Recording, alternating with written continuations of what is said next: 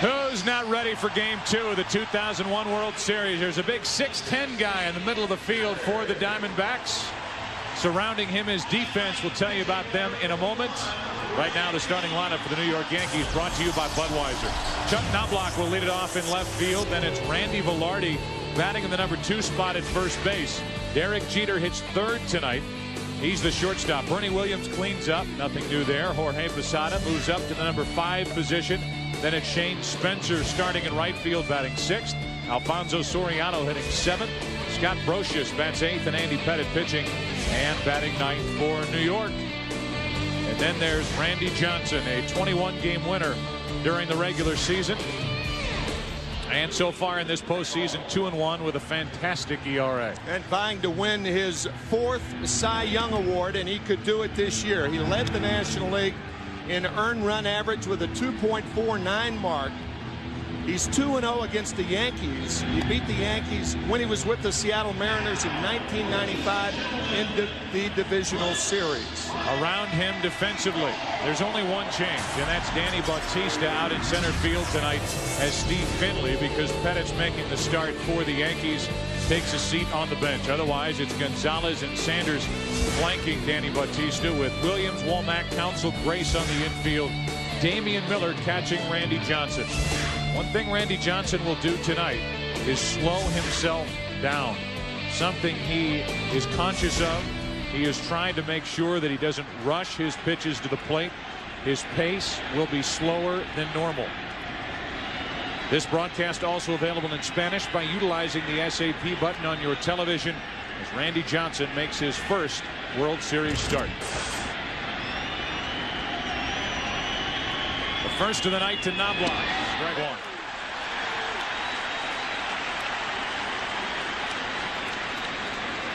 Hitless last night, a .250 hitter during the regular season.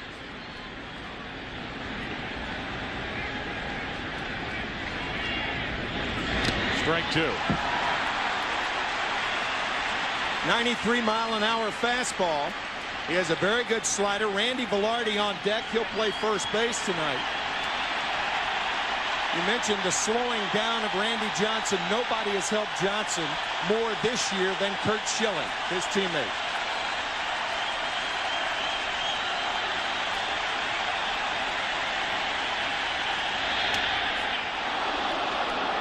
One ball, 2 strikes.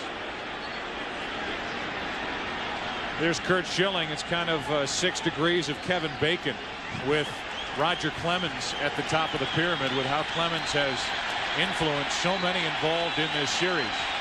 A 1-2. Got it.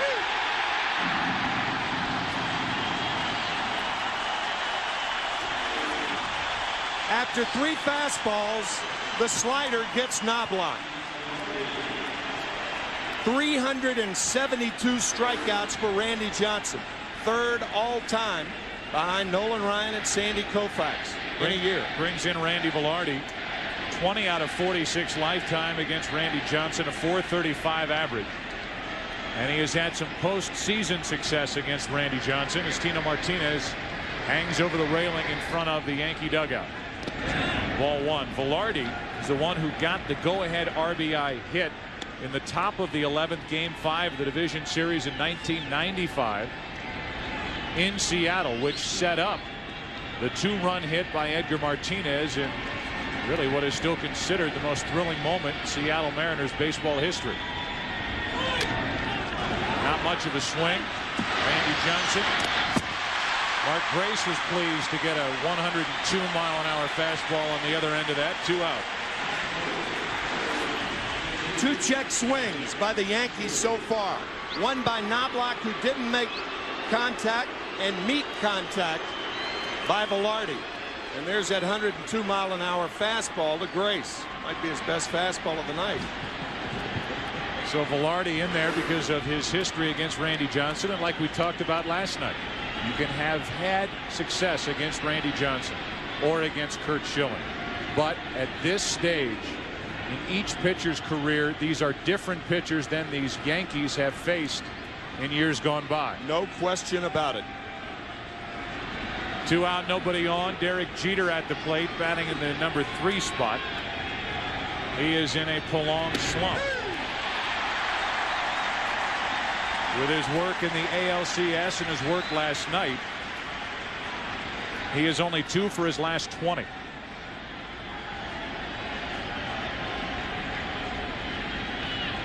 Two out, nobody on, no balls, 1 strike on Derek Jeter. That's foul. We talked about Roger Clemens a bit earlier. Clemens has influenced Schilling. Schilling has influenced Johnson. Clemens has influenced Andy Pettitte. And Pettitte will be on the mound tonight for the Yankees. Clemens will start game 3 in New York on Tuesday night.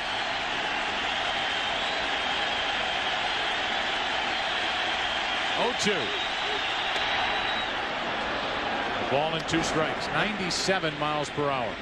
And it's deceptive because Randy Johnson is 6'10". He appears to release the ball and does release the ball a lot farther out than most pitchers. And for that reason, 97 seems like 107.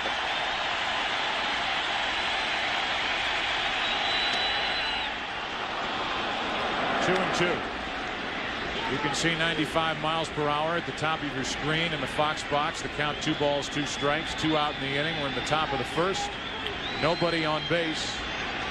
Top left-hand corner of your screen, and we are just underway, no score. Knobloch struck out. Velarde bounced back to Johnson.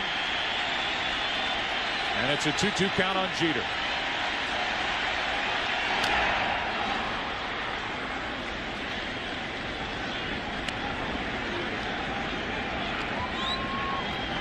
Randy Johnson, a very difficult pitcher to break out of a 2 for 20 slump.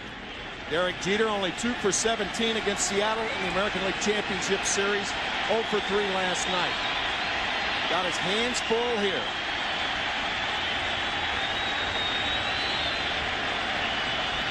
Another 2-2 pitch. Foul tip, struck him out. And a perfect first inning for Randy Johnson.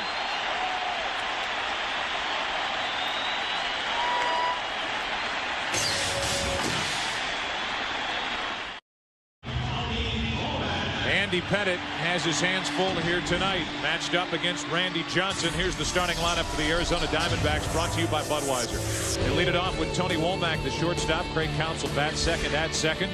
Then it's Luis Gonzalez hitting third. Reggie Sanders, the cleanup hitter. Danny Bautista is batting 5th, with Matt Williams hitting 6th. The number 7 hitters, Mark Grace, Damian Miller, then Randy Johnson, who was 8 out of 80, swinging the bat during the regular season. And here's Andy Pettitte, a 15-game winner during the regular season. In the postseason, he's usually a little different story. This guy has been automatic. The Yankees have won 11 of his last 12 postseason starts. The Yankees are 17-5 when he has started a postseason game. And as we've mentioned, Tim, on the road in 3 World Series starts. He's 2-0 with an ERA of 0. That's over 22 2/3 innings. The 0-1 to Tony Womack. The bunt. Pettitte falling away from first. Good play to get him 1 out.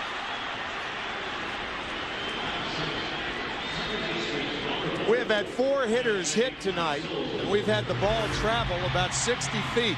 The check swing by Velarde, and now the bunt by Womack. Andy Pettitte off balance, and a fine throw to just get Tony Womack. Pettitte, a different pitcher, obviously, than Randy Johnson. Of course, every pitcher is. Andy Pettitte, for the most part, tries to make the hitter put the ball in play. Johnson tries to miss the bat. When you look at the starting lineup for Bob Brenly's Diamondbacks, he starts it with 3 left-handed batters in the top 3 spots. This is a different Andy Pettitte against left-handed batters than he was, let's say, in 1996, 97, or 98. That's because he's coming inside the left-handers more. That's on the outside corner to Counsell, strike 1. Counsell homered in the first inning last night to tie the game 1-1. And then the Diamondbacks went on to score 8 more. Time called prior to the pitch.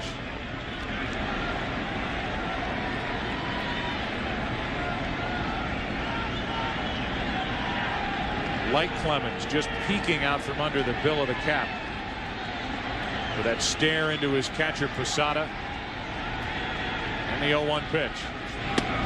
High heat got it by him, 91 miles an hour. It's 0-2. Andy Pettitte has even taken up the regimen of Roger Clemens, working out with Clemens in the offseason. His endurance this year, says Andy, has been better than any other time in his career.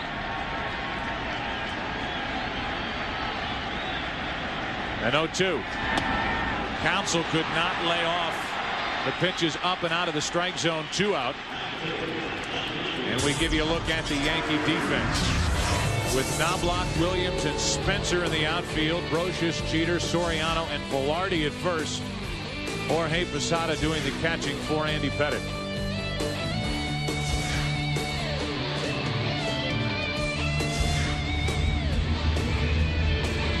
So with 2 out, nobody on, the batter will be Luis Gonzalez.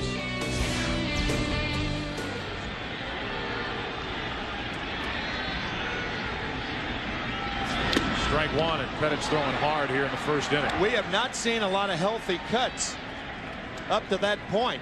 Gonzalez perhaps with the best swing of either side. Gonzalez with that open stance closes in on the ball with a pitch. Takes a strike, and it's 0-2. That was that inside fastball. He went up the ladder on Craig Counsell on the 0-2 pitch. Watch the check swing. 5 hitters, 3 check swings.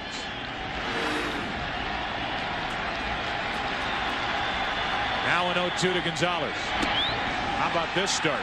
2 strikeouts for Johnson, 2 strikeouts for Pettitte. Second inning, game 2. No score. The 4, 5, and 6 hitters for New York: Bernie Williams, Jorge Posada, and Shane Spencer against Randy Johnson, who had lost 7 consecutive postseason starts leading into the NLCS. But he won game 1. He won the clinching game 5 with 7 strong innings. And here he is starting game 2 after Curt Schilling shut down the Yankees for 7 innings last night. Each side went in order. Williams a hit, an RBI in last night's game. He takes high for ball 1.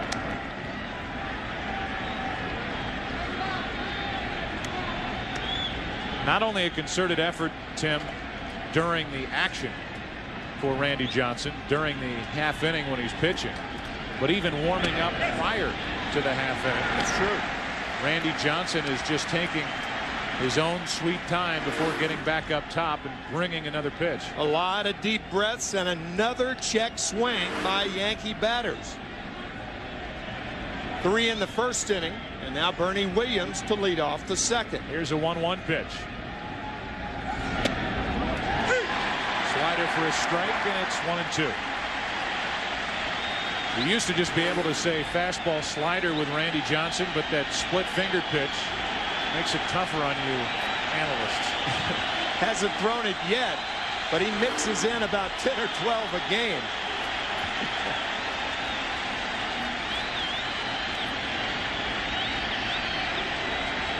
Two strikeouts so far for Randy Johnson. 2 balls, 2 strikes.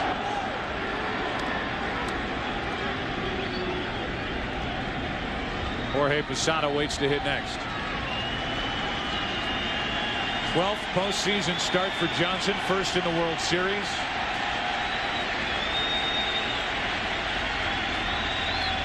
And it's 2-2. Too far inside, full count. Randy Johnson has hit 18 batters this year. It's part of his arsenal. You talk to hitters, they characterize him as terrifying, menacing, words like that. Nothing comfortable said about Randy Johnson by opposing hitters. Had a moth land on his uniform top. Yeah, but it left in a hurry. He brushed the moth off, and now his 3-2 pitch to Williams. Got him. 1 away. My goodness. Bernie Williams said no, it was not. A 3-2 slider. Williams probably looking for the fastball. Ball could have been low, but appeared to be high enough. 3 strikeouts now for Randy Johnson and 1 check swing by Randy Velarde. And Joe Torre is yelling out at Mark Hirschbeck, the home plate umpire, saying that ball was too low. 1 out, nobody on for Posada. Had a hit last night, hitting .343 in the postseason. And a ball up and in from Randy Johnson.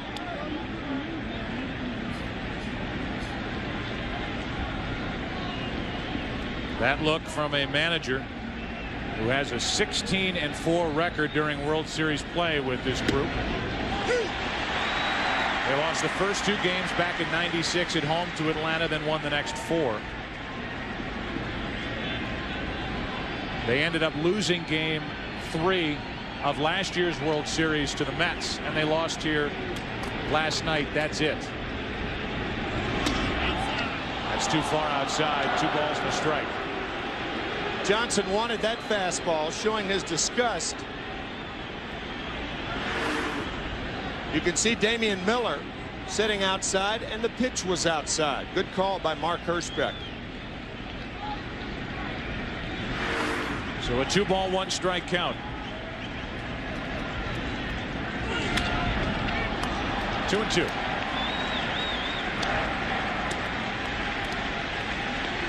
Shane Spencer next. And this crowd will crank it up, expecting to see strikeout number 4 on the night.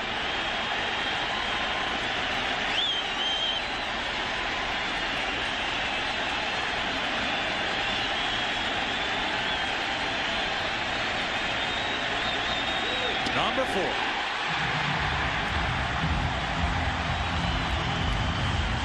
In the first inning, this is what happened to Yankee hitters. Chuck Knobloch, check swing. Randy Velarde, check swing. Derek Jeter, check swing.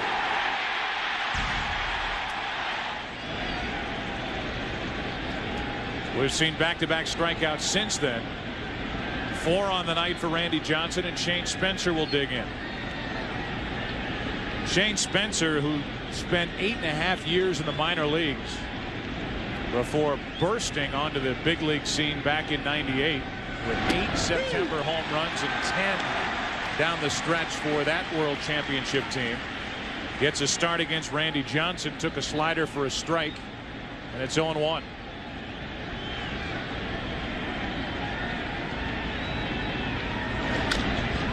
To the third baseman, Williams gets the high hop, and Randy Johnson perfect through 2. Now it's Andy Pettit's turn to try to answer that. Bottom of the 2nd in the desert, no score. Welcome back. Bottom of the 2nd inning. Beetlejuice, Beetlejuice, Beetlejuice. It's getting to be that time of year. Halloween only 3 days away. Reggie Sanders will lead it off for Arizona in the bottom of the 2nd.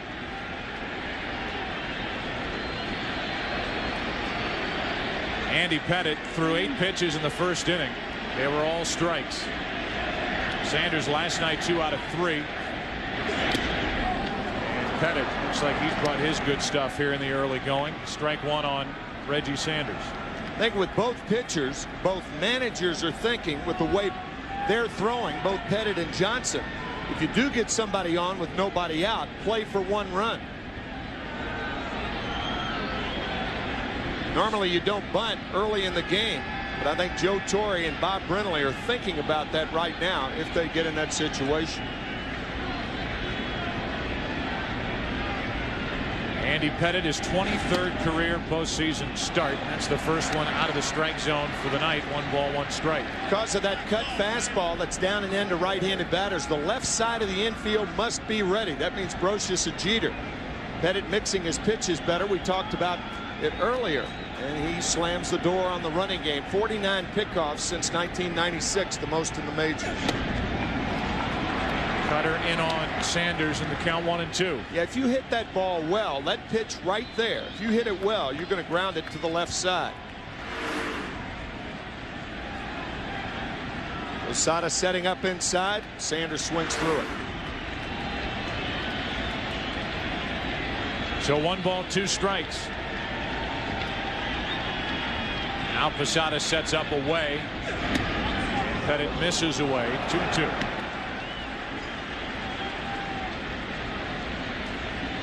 Danny Batista waits on deck, then Matt Williams. So Andy Pettitte took care of the 3 left-handed batters in the first inning. Womack tried to bunt his way on. Pettitte made the play, and then strikeouts of both Counsell and Gonzalez. Now the first right-hander that Pettitte faces, and Sanders does ground it to the left side, base hit. Reggie Sanders now 3 out of 4 in this World Series.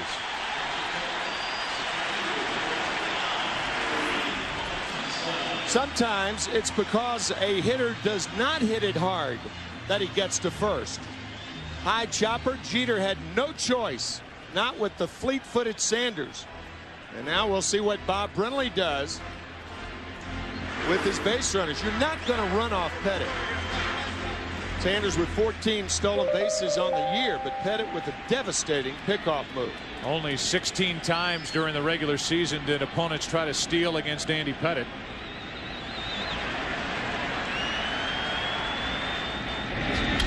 Into right center field, off the bat of Batista and all the way to the wall. Sanders motoring around third. They bring him to the plate. Soriano's throw late, 1-0 Arizona.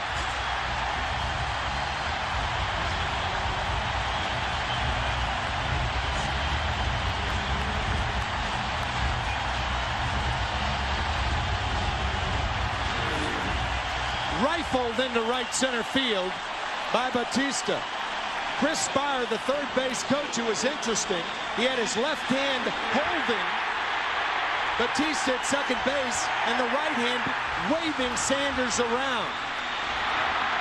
But because the throw was home, now look at Batista. Chris Spire had the left hand out and the right hand in that windmill motion. There was a play at third base, and Soriano opted to go there. Now the infield will come in with Danny Batista at third and nobody out. Matt Williams at the plate. Runner holds. Brocious takes care of Williams, 1 away. So Danny Batista, 29-year-old outfielder who has bounced around in his career. Detroit, Atlanta, Florida, now Arizona. First full year in Arizona, gets his first World Series at bat and lines an RBI double, and that's what they're calling it, a double into right center field. Now it's Mark Grace. Infield still in, runner at third, 1 out. I think that accentuates the point that Soriano did have a play on Batista had he opted to go to third base. But the throw home allowed Batista to go to third easily. You're not going to get many chances to score. Bob Brenly knows that.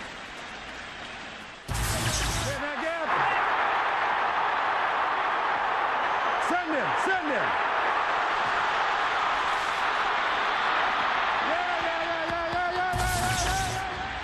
Now a chance for another. It's up to the veteran Grace. Soriano juggles it, throws home, out for the second out of the inning. Alfonso Soriano, who was switched to second base late in spring training, playing in, took care of the ground ball, juggled it a bit, but made a strong throw for the out. The reason the throw was strong is Soriano has a shortstop's arm at second base. He broke in as a shortstop and can afford to juggle a ball like this and still recover in time to get his man at home. So Joe Torre, because Randy Johnson is pitching, has had the infield in twice, and it has worked. So now it's a runner at first, Grace, with 2 out. Damian Miller at the plate. Strike 1. Damian Miller last night had a couple of hits and RBI. His first RBI of this postseason. So Randy Johnson has a lead. The Diamondbacks right now missing an opportunity to add to that lead. And Damian Miller grounds to Brocious. The easy way to end the inning. So the Diamondbacks get 1. Had a runner at third with nobody out. Williams, Grace could not bring him home after 2. 1-0 Arizona. Well, joining us here tonight, some of the best of NASCAR racing. Winston Cup drivers Dale Jarrett, pictured here. Tony Stewart, Kevin Harvick are taking in the game, and we'll be back right here for the rest of the Winston Cup Tour Sunday, February 24th, when NASCAR on Fox returns live from Rockingham. That's Sunday, February 24th, right here on Fox. And now it's Alfonso Soriano. Made a good defensive play to keep it a 1-0 game. That's what it is. Arizona on top. Soriano, Brocious, and Pettit coming up.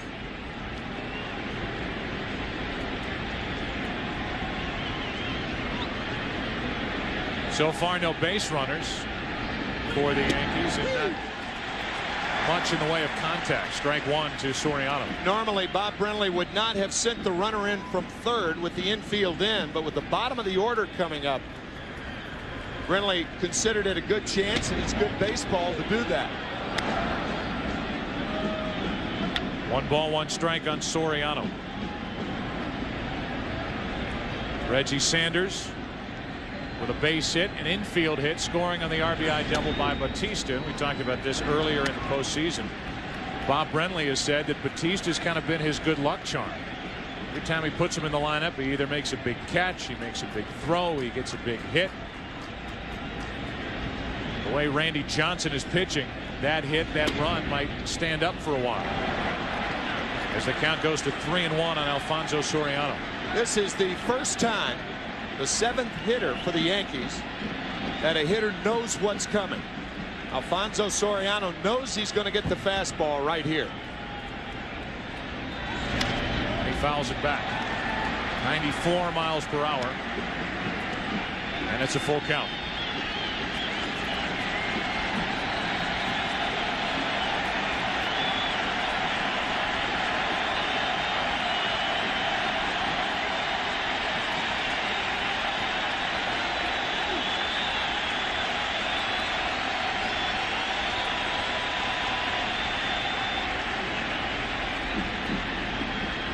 .372 strikeouts during the regular season. 4 tonight in the World Series, and now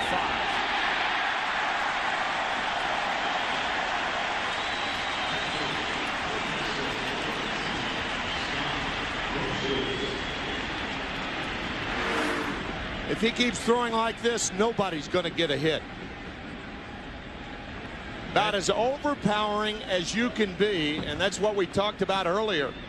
372 strikeouts, as Joe was saying, third behind Nolan Ryan, who struck out 383 in 73, and Sandy Koufax in 65. Now it's Brocious, the number 8 hitter. Not hitting anything this postseason for the Yankees, only 139. And these could very well be his final days in the Yankee uniform. A free agent at the end of the season. Came into last night's game a career .391 hitter in World Series play. 98 World Series MVP, and the count 1-1. That was an 86-mile-an-hour splitter, the first split finger fastball that Johnson has thrown, and did it ever dive out of the strike zone. Bob Brenly will tell you, even if it doesn't dive, at least it acts as a changeup. A 1-1 at the end of the bat, strike 2.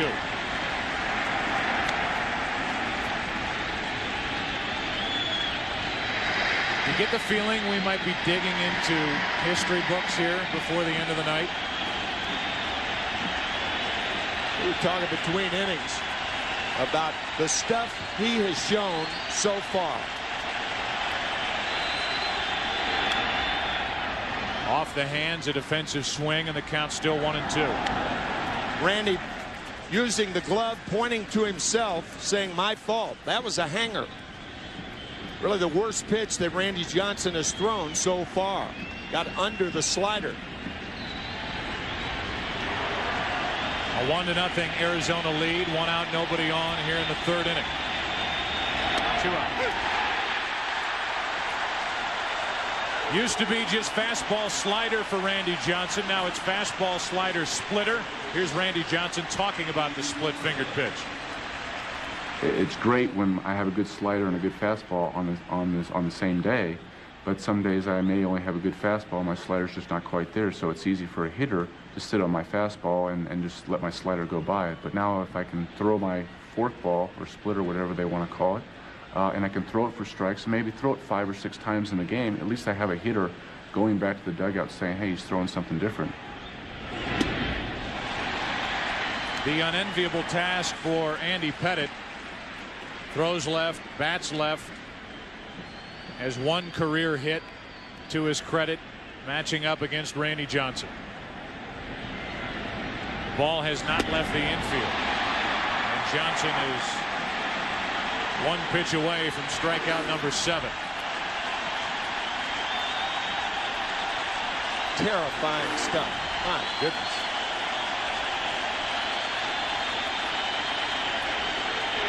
Struck out the side.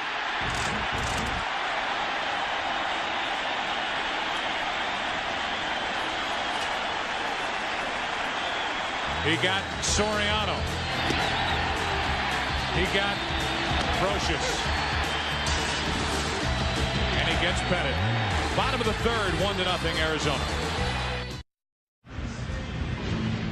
Randy Johnson will lead it off. Few people know that when Randy Johnson pitched in Seattle, he made a little extra money on the side by getting to know, Tim, the fans that came to the Kingdome at that time to cheer for him. Did you know that? I did. Oh, okay. In the postseason, 0 for 8 during the regular season, 8 for 80. He throws left, he bats right.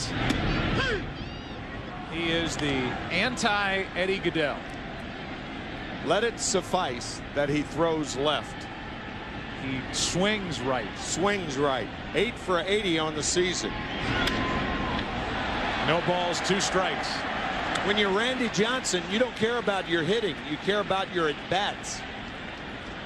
And usually he gets 3 or 4 at-bats a game, which means he pitches deep into the game. Exposes that left arm as he hangs over the plate, although it's protected by that thing on his elbow. He'll need a new bat next time. And he's 0 for 1. Randy Johnson and his days in Seattle. Little extra side just money. getting away from him. A lot of people wonder what pitchers do when they're not playing. I, for example, have a paper route.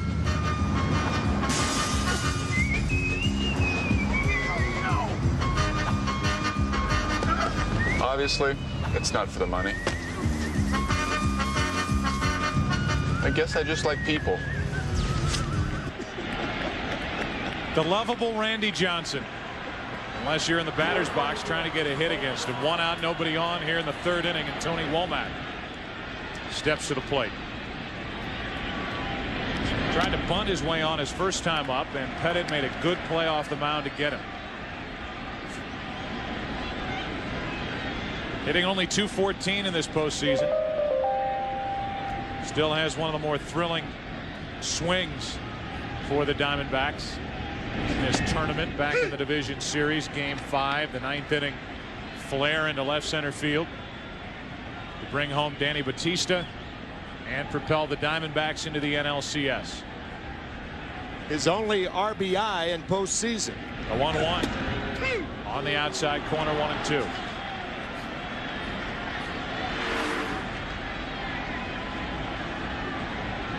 Right on the corner for Pettitte.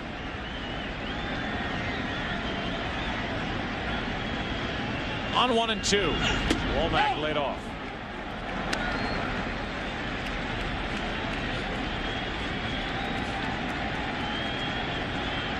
Two balls, 2 strikes, 1 out, nobody on with Counsell on deck.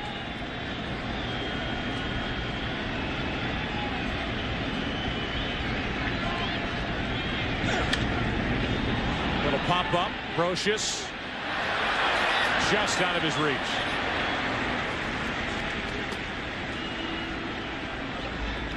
Take your pick.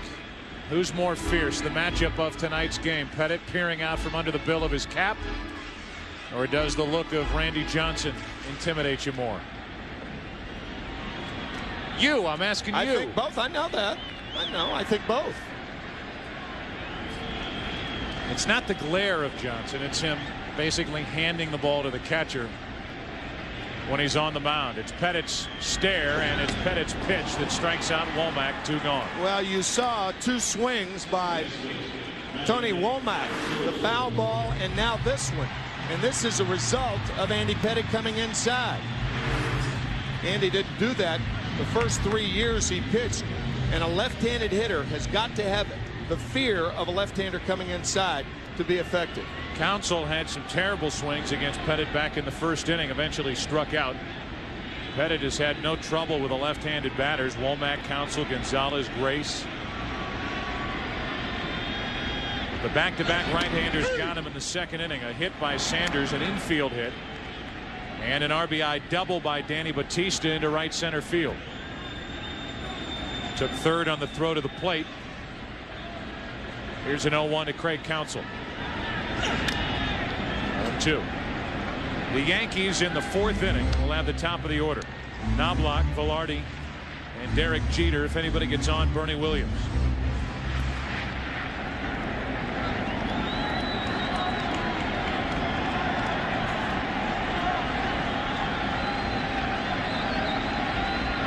Pettitte has struck out 3.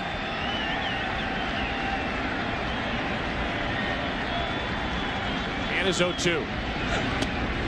He has made Counsell look bad tonight. 4 strikeouts, a perfect third inning for Andy Pettitte. Now the top of the order in the fourth. 1-0 Arizona. We go to the fourth inning, 1-0 Arizona, and we have already hit the history books and come up with a stat. As Randy Johnson brings it, Chuck Knobloch gets it in the air into left field. Got under it, and Gonzalez waits for it. 1 out. This is only the third time in World Series history that a pitcher has had 7 strikeouts through 3 innings pitched. Bob Gibson in 1968. Game 1. El Duque for the Yankees in '99, Game 1. Bob with the all-time record of 17 strikeouts against the Detroit Tigers in 1968. 1 out, nobody on for Velarde. Tapped one back to Johnson his first time up. So far in this postseason, 1 for 7. Spent 9 years with the Yankees before leaving after the '95 season. That '95 season, the Yankees got to the division series, but lost to Seattle. Randy Johnson on the mound. Johnson was 2-0 in that division series against the Yankees, and then Buck Showalter was finished. Joe Torre entered, and this postseason run started in 1996. So Velarde is back, hoping to get that World Series ring. Again, he's staring out at Randy Johnson, and the count here 3-0.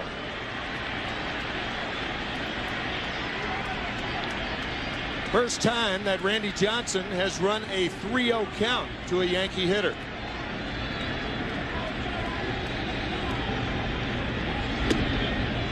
A 4-pitch walk, and the Yankees have their first base runner of the night.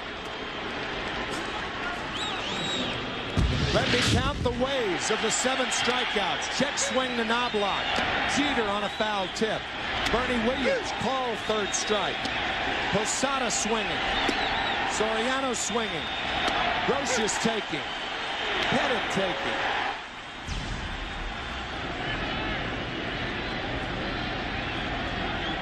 Major league record with his strikeout ratio, but right now, after striking out 7 the first 3 innings, we got Knobloch on a fly ball to left, walked Velarde, and here's Jeter. And there's ball 1, 5 in a row out of the strike zone from Randy Johnson.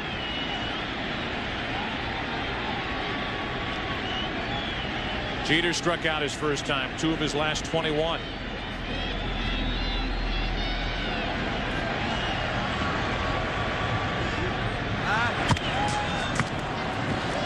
The Yankees, when they get the opportunity, plan on running against Randy Johnson. Joe Torre telling us before the game he's got to get somebody on first. He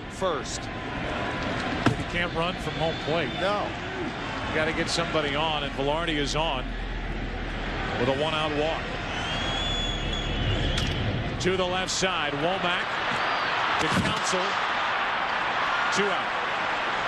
Velarde came in hot with that left foot up and no chance to turn 2. Womack trying to get the ball out of the glove. And sometimes a second baseman becomes a first baseman with Counsell stretching off the bag, just like Mark Grace would do at first. So now it's Jeter at first, and more of a running situation than it was with Velarde. Bernie Williams at the plate. Williams struck out looking on a pitch that he thought was low back in the second inning. Randy Johnson does not have a good move to first base. It's very readable. Strike one.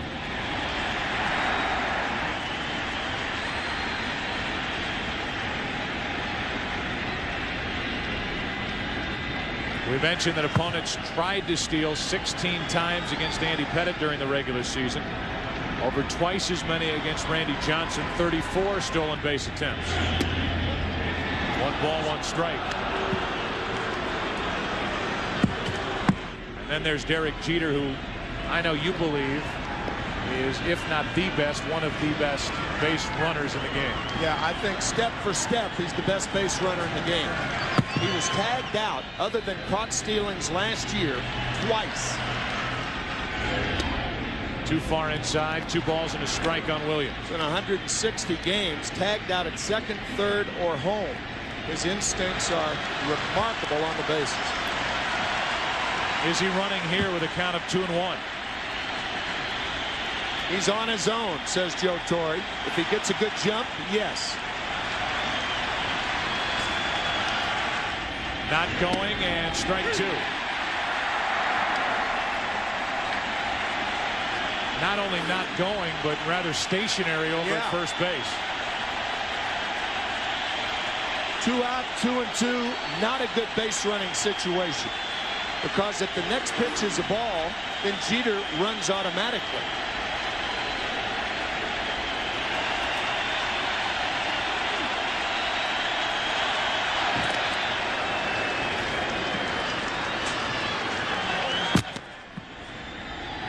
Yankees still looking for their first hit. It's a 2-ball, 2-strike count on Bernie Williams with Jeter at first, 2 out.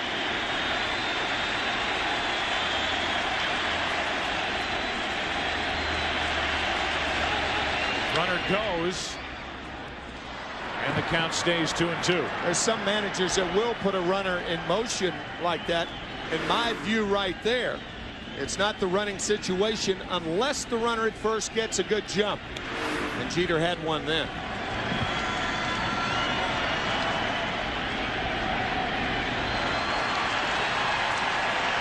Mazzillian behind Jeter, talking to him. Now back into the coaching box.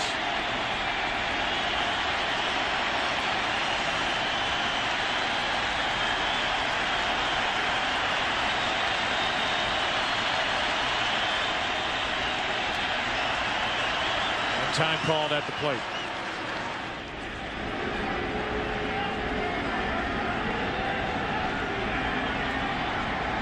With Randy Johnson throwing as hard as he has been throwing, the Yankees' best chance for a long ball is something down in the strike zone, not up. Jeter stays put. Ball 3 on Bernie Williams. They appealed down to first, and Dale Scott said that Williams held up. Can't tell about the height from that shot, but it did have a corner. And now Mark Grace is playing behind Jeter at first base.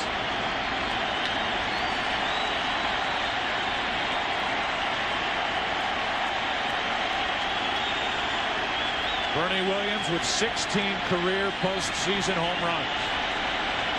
3-2. 2-hopper to Womack. Inning over, and the Yankees still without a hit. They get their first base runner a walk, strand there first, and we go to the bottom of the 4th here at Bank One Ballpark. 1-0 Diamondbacks. Luis Gonzalez first up for Arizona here in the 4th inning. 1-0 Diamondbacks on top. On the RBI double by Batista back in the 2nd. Gonzalez, then Sanders, then Batista against Andy Pettitte. Did allow the run in the 2nd inning, but did a terrific job of pitching to limit it to a 1-run inning. Strike on the outside corner. Gonzalez hit .312 during the regular season against left-handed pitching. He is the number 3 hitter in this Arizona lineup. Doesn't matter who's on the mound. 1-1. 5 years ago, Andres Galarraga, who ended this season with the San Francisco Giants, opened his stance and had marvelous results. So has Luis Gonzalez. 1-2. 4 years ago, on the left, you can see Gonzalez not nearly as open with that right foot pointed toward first base as he is now.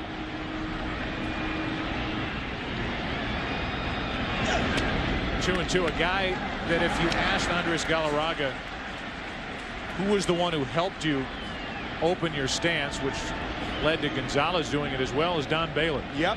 Who was Andres' hitting coach in St. Louis and then his manager for those years in Colorado. 1 out. And Andy Pettitte rings up his 5th strikeout of the night. Andy Pettitte's not throwing as hard as Randy Johnson, but almost as effectively. You can see the cut fastball on the outside part of the plate to get Gonzalez. There's Laura Pettitte, Andy's wife, as Andy works with 1 out, nobody on here in the 4th inning. The next 2 guys responsible for the only offense of the night. Reggie Sanders with an infield hit, a bouncer to the left side that Jeter put in his pocket. And then Danny Batista with an RBI double into right center. That is all. And then Batista was standing at third with nobody out. Williams grounded out. Grace grounded into a fielder's choice and out at the plate. And Miller bounced out. Off the hands, a weak pop-up, and Velarde hauls it in, 2 out. And once again, from Joe Torre's standpoint, from a strategic standpoint, it was the right thing to do. Torre realizing that the Yankees are not going to score a lot against Randy Johnson, so he pulled the infield in, and that saved at least 1 run. With 2 out, nobody on. Here's Batista. He came up with a big hit in the clinching Game 5 of the NLCS in Atlanta, and obviously has the only RBI tonight. Last time up, a double to right center field. Scoring Reggie Sanders. The only run of the night.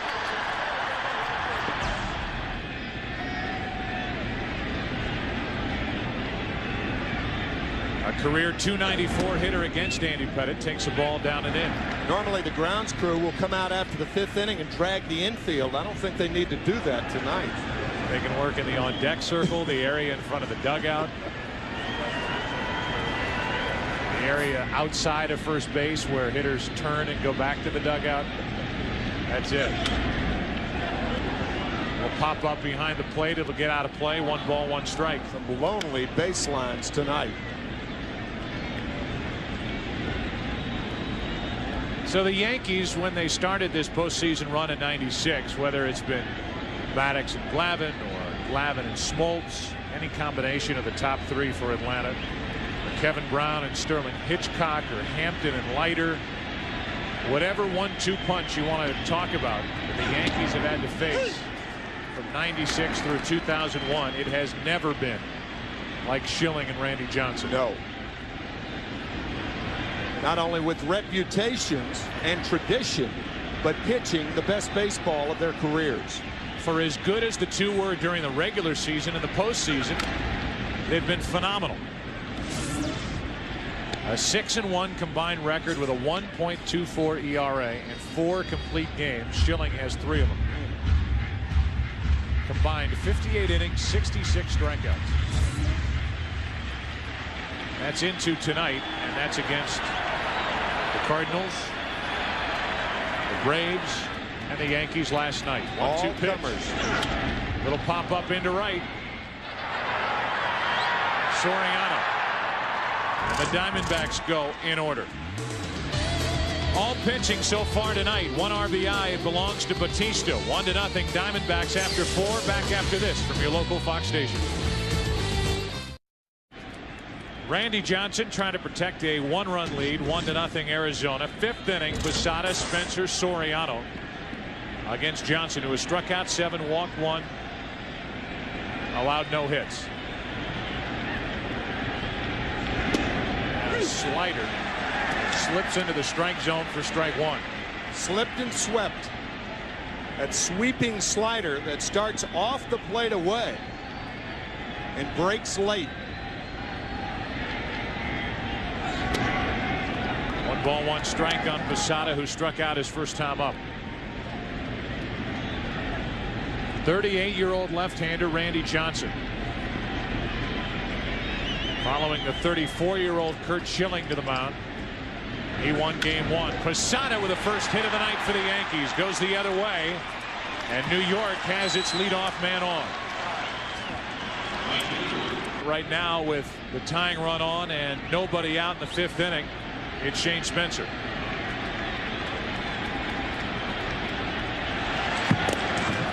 Posada with a 2-step lead, back easily.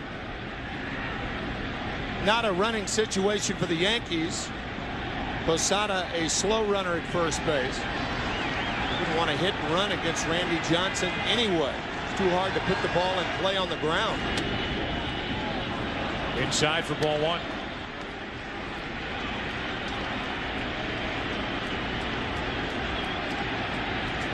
Soriano next. We talked in the open about the pitching situation for Arizona. Schilling in game 1, Johnson here in game 2, Brian Anderson in game 3. Good play by Miller to keep the ball at the plate. The plan is to throw Miguel Batista in game 4 unless the Diamondbacks are down 2-1, maybe even up 2-1. The only situation, at least in our opinion, and from talking to Curt Schilling, where Curt will not pitch is if Arizona's up 3-0. Bob Brenly is leaving that option open, obviously, but with Schilling throwing on only 102 pitches last night, if they're up 2-1, I think he starts on Wednesday night. Here's a 2-0 pitch. Spencer pounds it foul down the left field line. Shane was waiting for that pitch, got it, but pulled the trigger too soon. Only the second predictable pitch that the Yankees have had to hit, because Johnson has been on top of all the hitters and Spencer out in front pulls it foul. So now it's 2-1.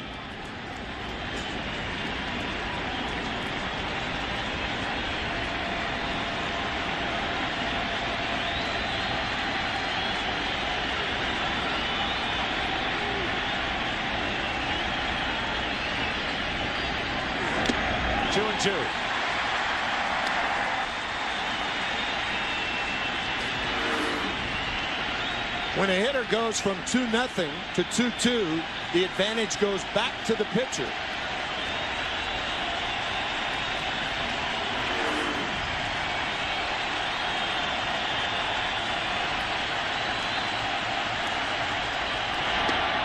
One out. They're loving it here in Phoenix. Pitch bearing down and in on the right-handed hitter. Soriano struck out his first time. A hit by Posada, a strikeout of Shane Spencer, who at one point had the count in his favor, 2-0. Tying run at first, 1 out. Soriano behind on the count, 0-1. 0-2. Ray Charles should have been, don't get around much anymore, the way Johnson's throwing.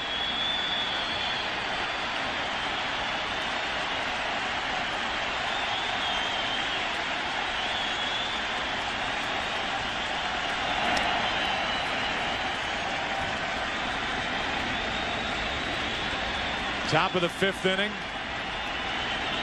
Johnson in search of strikeout number 9.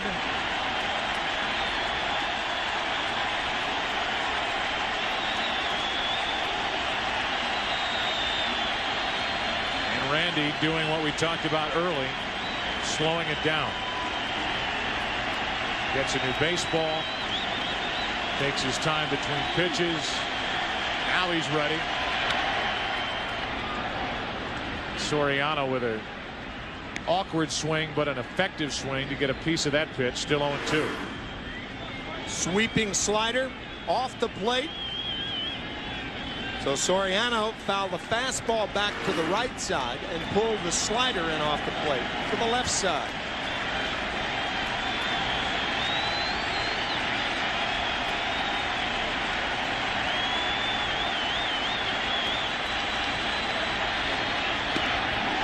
Two out, strikeout number 9.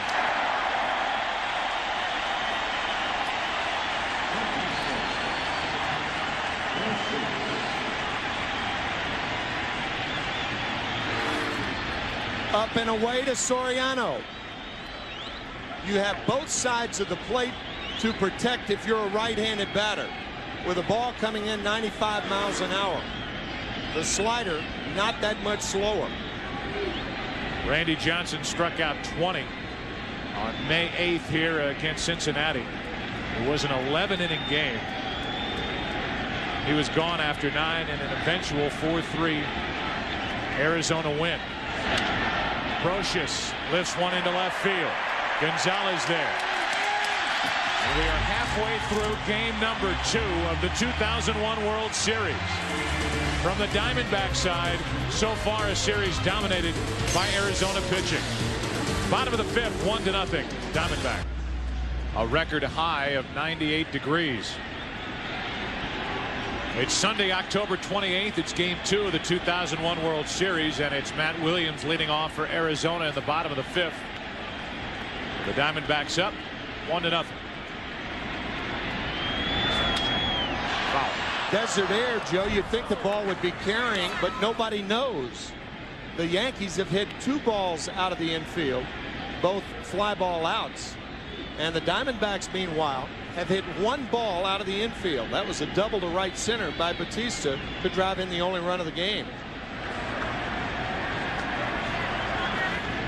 No balls, 1 strike on Matt Williams, who missed an RBI chance his first time up. Bounced out to third with a runner at third. This time he's on with a leadoff hit. 3rd hit of the night for Arizona. A real hanger from Andy Pettitte, right around the letters, not a lot on it. And Matt Williams with a leadoff single here. Interesting situation with Grace up there batting 7th. I don't think Bob Brenly would opt for the bunt right here, not with the catcher and pitcher coming up. It's a good time to hit and run. Grace takes a strike. The thing about Pettitte, you don't want to get too far off of first base because of that move. So you have to wait. One of the side effects of his good move, he doesn't allow runners to get down on top of a second baseman or shortstop to get rid of the double play ball. Tiny lead. Williams almost surprised that Pettitte threw over, and Williams was scrambling to get back. There have been a lot of guys scrambling to get back to first since Andy Pettitte's rookie year in 1995. Best move in the game right there. The 0-1 to Grace. Tried to hold up, could not. 0-2.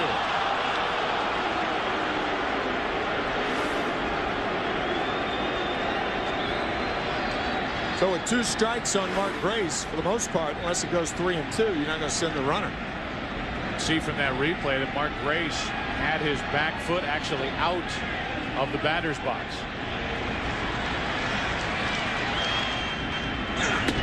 Grace strikes out, and Andy Pettitte made 3 terrific pitches to get his 6th strikeout of the night.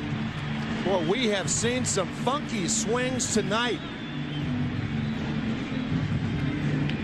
These are major league hitters, folks, and they are not having good swings against both pitchers.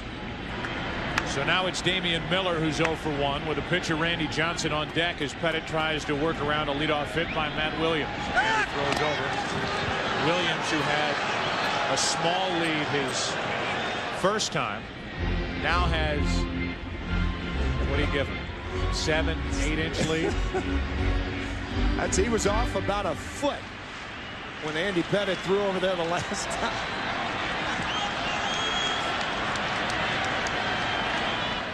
One on, one out. Miller takes a strike over the outside corner. Not only is the lead short, but you could see Matt Williams kind of leaning back toward first base. Almost softball rules with Andy Pettitte on the mound. Pettitte making his 7th World Series start. Has a World Series high 6 strikeouts. We're only in the 5th inning. And he's on his way to another as he runs into 0-2 on Damian Miller.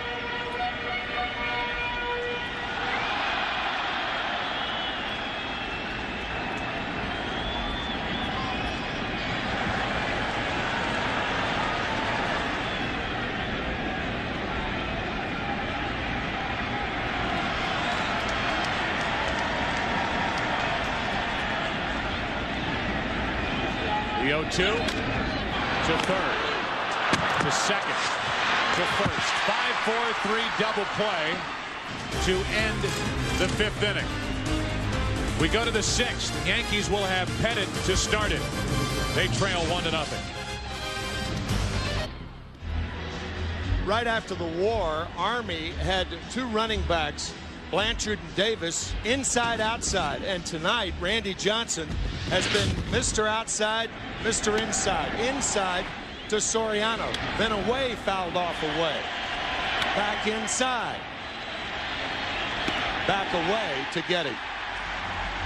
That's what the Yankee hitters tonight have done. They've backed away from home plate. Johnson fanning 9 on the night. Take a look at tonight's box score for the Yankees, brought to you by John Hancock. Chuck Knobloch 0 for 2 with 1 strikeout. We list the strikeouts. Soriano has struck out twice. The only hit belongs to Posada, a leadoff hit in the 5th inning. He never moved as Spencer and Soriano each struck out after the hit, and Brocious fly to left. Andy Pettitte struck out his first time, and he will try to at least make it look good starting the 6th inning against Randy Johnson.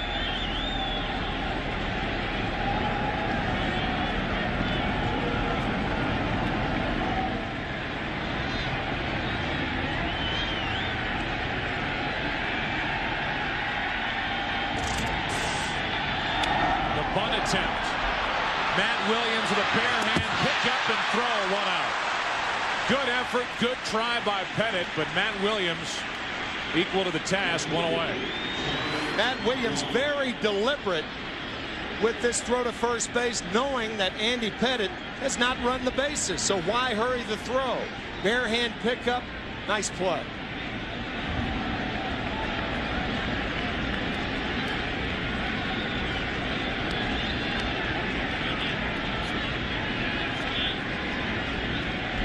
So Pettitte gave it an effort. Actually dropped down a terrific bunt. He did, yeah. It took a strong play from Williams for the first out in the 6th inning, and now Knobloch with Velarde to follow. Knobloch lifted one into left field his last time. He's tied up with that pitch, and he went around, strike 1. I think this was the fork ball. It could have been the slider, but I think it was the splitter. Randy Johnson has thrown 4 or 5 splitters tonight, but because this ball goes down so wickedly, looked like a splitter. Counted in, 1 ball, 1 strike. That's what Kevin Kennedy referred to as the back leg slider in our pregame show tonight.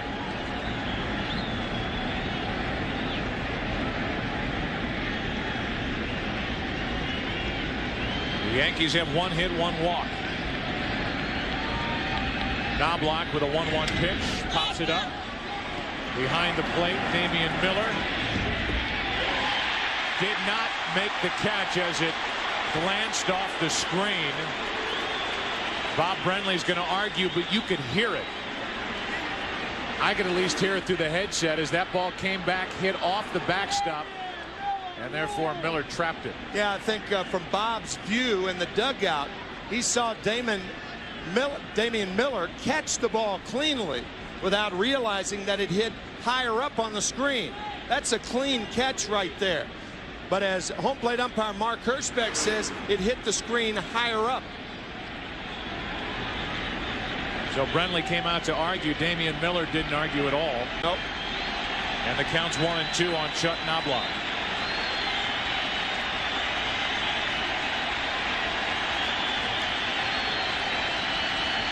With 1 out, nobody on. Knobloch is the second out.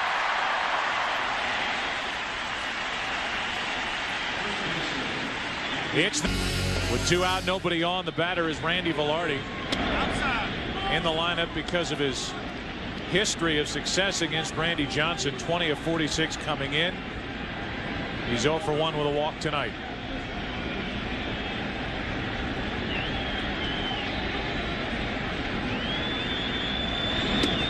One ball, 1 strike.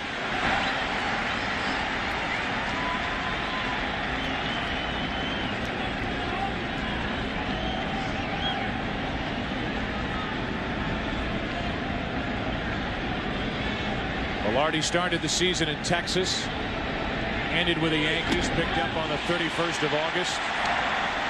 Here he is starting a World Series game, and Randy Johnson tries to make him his 10th strikeout victim. 171 games in his career. He has struck out double digits, and he's 1 strikeout away from making it 172.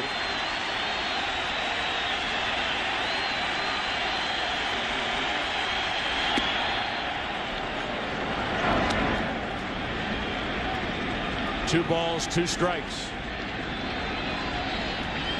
2 out, nobody on. Talk about Tom Arnold. There he is with a Yankee hat on. Watching as Randy Johnson looks for number 10. Velarde to third. Matt Williams. Throw perfect. And Randy Johnson has been awfully close to perfect here tonight. A walk, a hit against him. 9 strikeouts. So far a shutout. Bottom of the 6th inning, 1-0 Arizona.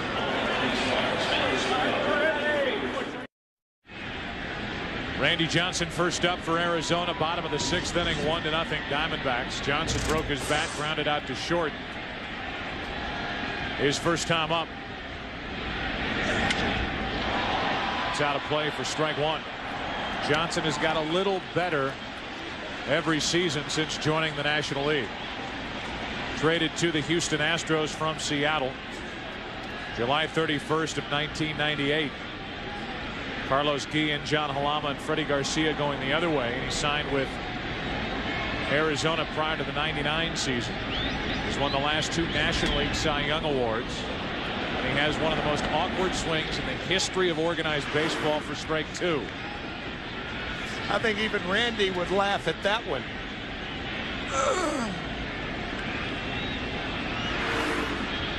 0-2 the count.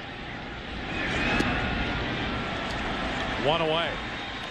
I believe the Colorado Rockies, the organization that started this tradition, and it has become tradition in Colorado, and it is with other teams around baseball, a Little League field named after Randy Johnson. Randy Johnson putting money into that Little League field, and that's him signing autographs and being there at the opening of that Little League ball field. Jerry McMorris, Bob Gebhardt, the general manager with Colorado at the time. One Colorado Rocky after another put money into Little League fields, and now more teams are doing that across baseball. As Womack is jammed and Brocious makes the play to his left. 2 out.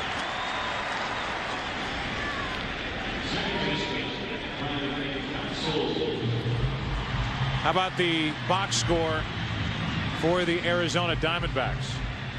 It's brought to you tonight by John Hancock, and while we showed you the Yankees, not a lot of hits there, not a lot of hits here. Reggie Sanders, Danny Batista, Matt Williams with the only 3 hits. Batista with an RBI double back in the 2nd inning for the only run of the night. Otherwise, offers up and down the lineup. And another shrewd move by Bob Brenly. A typical Torrey type move, giving Batista the start, a rare start. It's a left-hander Pettit, and that has paid off. Batista in for Steve Finley. Steve is sitting tonight. Big hit of the game, and the best hit ball in the game. On 0-1, Counsell set up again. He's already struck out twice. It just tells you something about how well both guys have been pitching. As you look at Counsell, who has not centered a ball all night, nor had many hitters off Andy Pettitte or Randy Johnson. A lot of balls hit off the handle. A lot of balls swung through off the end of the bat.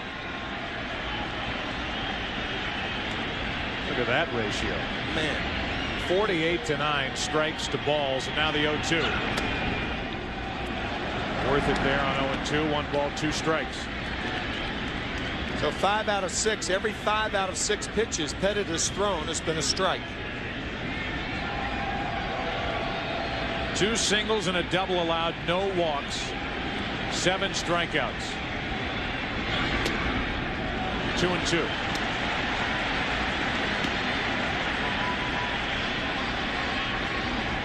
The 3 left-handers at the top of the lineup against Andy Pettitte. 0 for 7.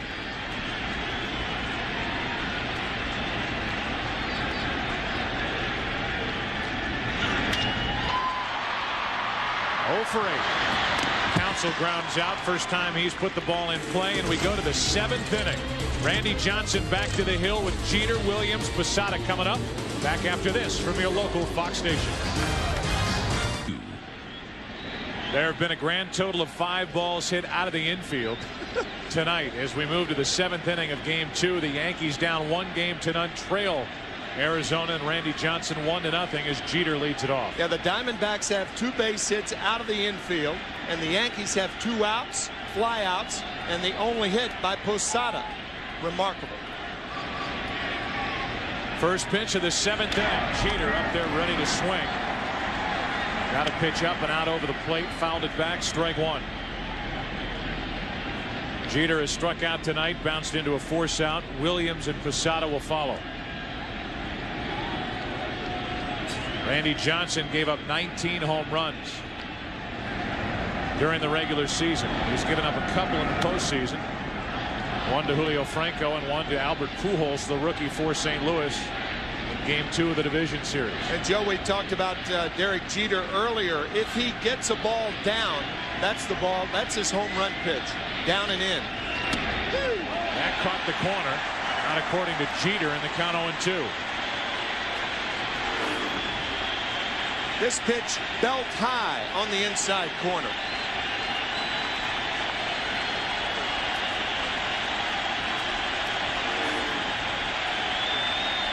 Johnson still looking for strikeout number 10. Jeter is jammed, and Williams gets a tricky hop, makes the play, 1 out.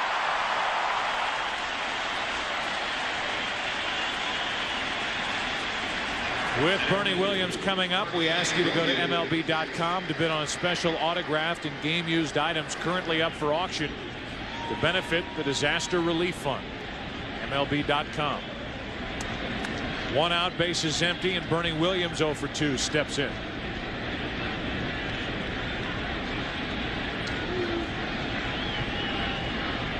Saying a hitter is 0 for anything in the Yankee lineup is redundant, with the exception of Jorge Posada, who has the only Yankee hit, a leadoff single in the 5th inning. Slider misses up and away. Ball 1 to Williams.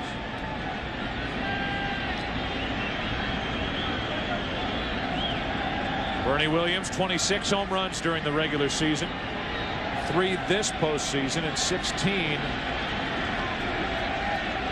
in his postseason career.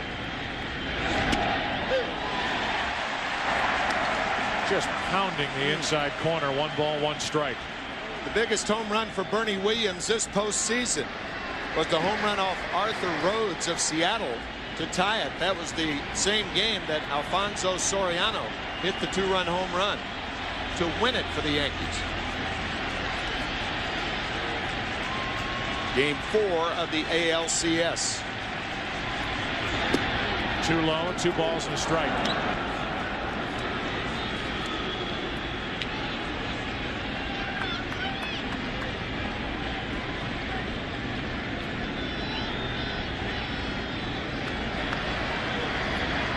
Randy Velarde hitless tonight.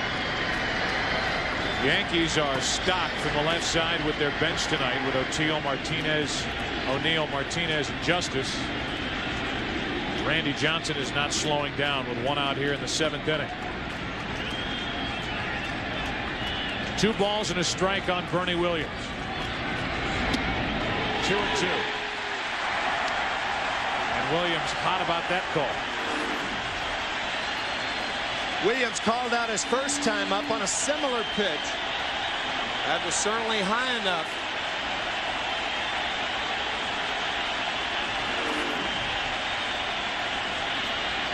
Only the 84th pitch of the night coming from Randy Johnson.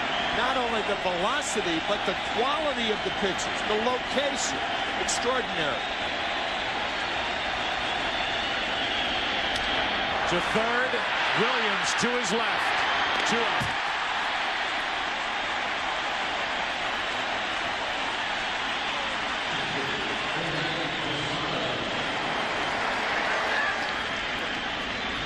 Right-handed lineup of the Yankees. Matt Williams has been very busy, the busiest guy on the field other than the pitchers and the catchers.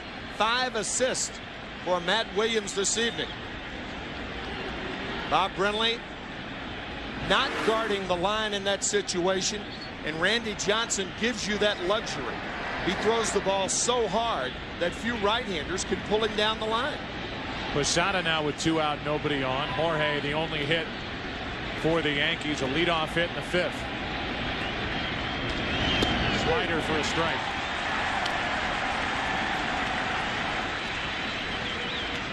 Bernie Williams over in the Yankee dugout just tossed his batting gloves out onto the field. Lee Mazzilli just flipped them back in there. So Williams still upset about that strike 2 call. The 0-1 pitch. Another ground ball to the left side. Womack. Another 1-2-3 inning. Randy Johnson since. Fans, please remember Radio Shack is a collection site for the September 11 Fund benefiting survivors, victims, families, and rescue personnel. The September 11 Fund is a collaboration of the United Way, the New York Community Trust, and the Council of Foundations. As the heart of the order will bat for Arizona, Luis Gonzalez, Reggie Sanders, and Danny Batista. The 3, 4, and 5 hitters against Andy Pettit, who is pitching in the shadow of Randy Johnson and throwing a terrific game. 1-0 Arizona, and a breaking ball stays inside, ball 1. The 6'10" shadow of Randy Johnson is enveloping the 6'5" shadow of Andy Pettit. 1 ball, 1 strike. One of the criticisms of low-scoring ball games that they're boring, but the pitchers are so dominant tonight. This has taken on the character of a high-scoring game. On the outside corner, 1-2. To reiterate your point, only 5 balls hit out of the infield by both teams, and here we are in the bottom of the 7th inning. Gonzalez fouls it out of play. Last inning, with Craig Counsell at the plate, the count was 0-2 from Andy Pettit. During that stretch, he had thrown 17 consecutive strikes.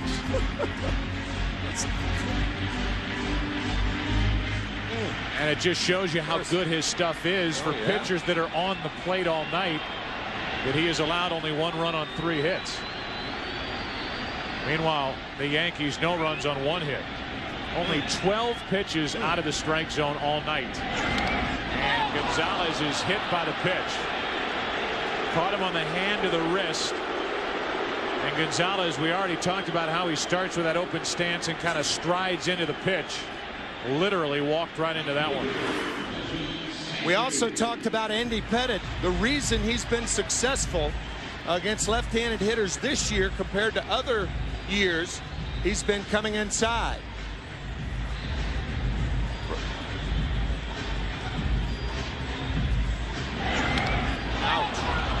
Left wrist. Wow. Now they're looking at him. Bob Brenly trots out, the trainer out there. The first base coach, Eddie Rodriguez, is there.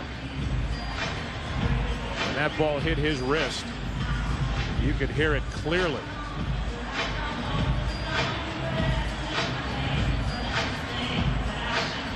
So looking at the outside of the left wrist of Luis Gonzalez. Here's a guy, Gonzalez, who had 31 home runs last year. He had 57 home runs this year. He homered in last night's game to put Arizona on top for good. And fans here, Bob Brenly and every Diamondback, breathing a sigh of relief as you look at what Gonzalez has done over the years. A guy who was traded here from Detroit for Kareem Garcia, along with, coming from Detroit to Arizona, $500,000 cash just to make the deal happen.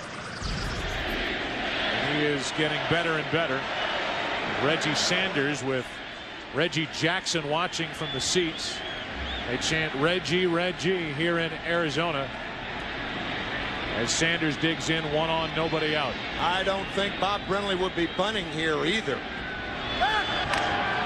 Gonzalez able to get back with one step. Andy Pettitte trying to find out if Reggie Sanders is bunting. Reggie, a very good low ball hitter. Pettitte has to keep the ball down to be effective. Reggie Sanders 1 for 2 on the night. He scored the only run of the game. I think all things point toward swinging the bat in this situation. That misses ball one. It's been a fluid lineup for Bob Brenly in that the cleanup hitter has been one of 4 different players during the NLCS. It was either Reggie Sanders, Matt Williams, Steve Finley, or Batista. It's Sanders tonight, as it was last night, with Batista in the lineup batting 5th.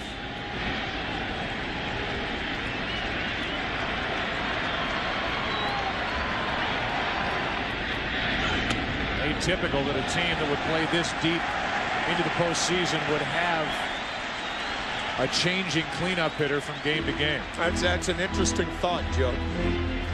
4 different cleanup hitters in the postseason.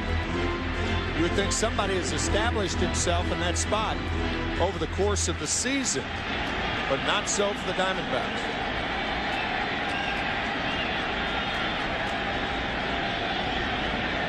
One on, nobody out, 2 balls, no strikes.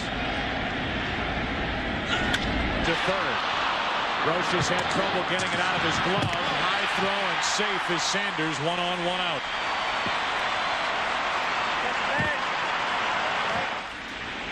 Roches upset, knowing that that ball was hit crisply enough to turn the double play.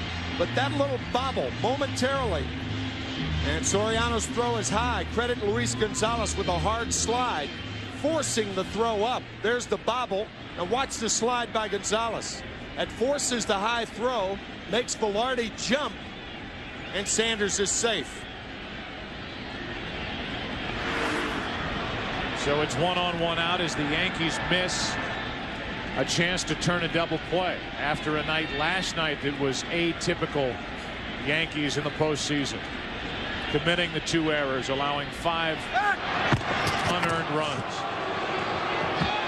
Not playing the same type baseball that we are accustomed to seeing from the Yankees late in October. Misplays come in many disguises defensively.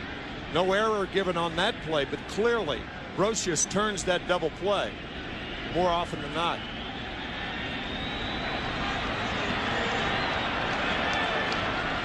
Pettitte on the mound with help in the bullpen if he needs it. Batista took one too far inside, ball 1. One more time, the ball hit very hard to Roches. Fumble. Soriano, hard slide by Gonzalez, and that brings Velarde off the bag, and Sanders beats a play that the Yankees normally turn for 2. A typical running situation with this combination, and Sanders takes off on the pitch, but because of the move of Andy Pettitte, Sanders with a late break, and that was more in the variety in the category of a hit and run as opposed to a stolen base. Oh, sure. Only the second time tonight that either team has tried to run. Derek Jeter did on a 2-2 count in the 4th inning. Good time to put it on back-to-back. See if Brenly does that. Does not. Batista's now in the hole, 1-2. You got Batista up now. Matt Williams on deck. And Ramiro Mendoza getting loose for the Yankees out in their bullpen. Joe, the reason I said that was because Andy Pettitte has thrown so many strikes tonight. That's one of the prime components of a hit-and-run play. And with only 13 balls, you also have to have a hitter that makes contact. But of course, with 2 strikes, unless it goes to 3-2, Sanders won't be running. Check on Sanders. As hard as it is for the base runner, Reggie Sanders, to read the move, here's Randy Velarde, not typically a first baseman, who's got to read that move, pick up the throw, and try to apply the tag. Not easy for a guy who doesn't play a lot of first base. Yeah, if you're Randy, you're saying pick him off, not me.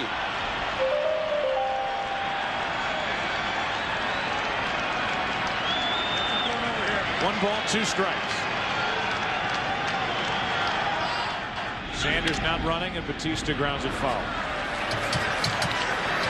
Oh, the guy had his chance for a World Series souvenir, and he whiffed. Forlorn also. And here's that chance Joe was talking about. Had his glove on.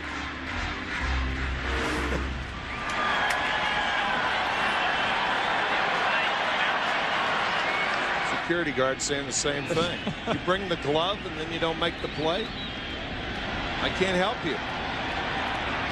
1 ball, 2 strikes still on Batista.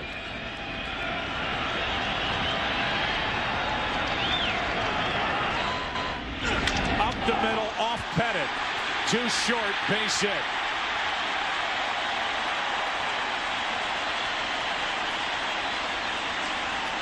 And time to check on the 29-year-old left-hander. The next to last start of the season, the regular season, Ben Grieve of the Tampa Bay Devil Rays hit Andy Pettitte on the left forearm. A lot of hitters hit the ball back through the box against Pettitte. It appeared that it was the right knee, right above the right knee, and the Yankees are hopeful that it's muscle, not bone, and it appeared to be. So a visit to check on his well-being. Now it's Matt Williams at the plate with 2 on, 1 out. You go earlier in the year. There's September 26th, and that's Ben Grieve.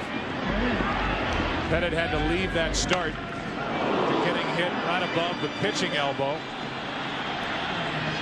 He ended up making 1 more start against Tampa Bay at the end of the season, worked well, and was ready for the division series. In fact, pitched well in game 2 of the division series, but was matched up with Tim Hudson and lost 2-0.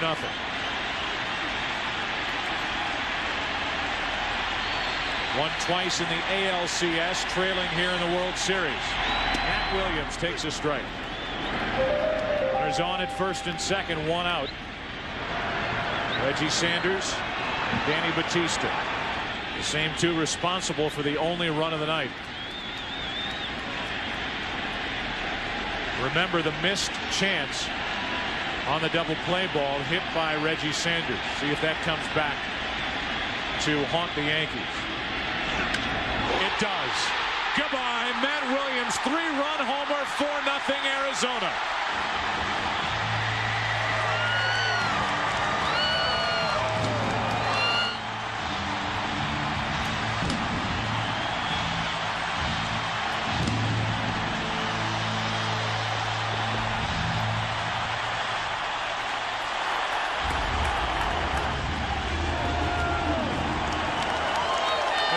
Blaming on Rio Williams as Matt gets his first of this postseason.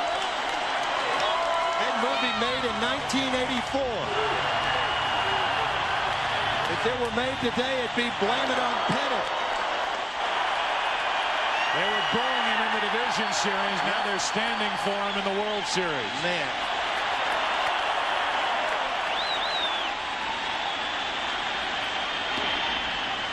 That was a cut fastball, the same as the first pitch. up a little bit, and did he ever know it?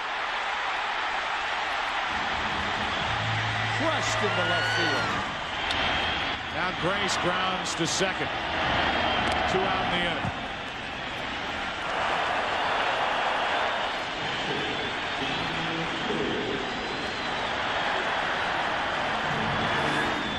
The first pitch to Matt Williams, or the home run ball.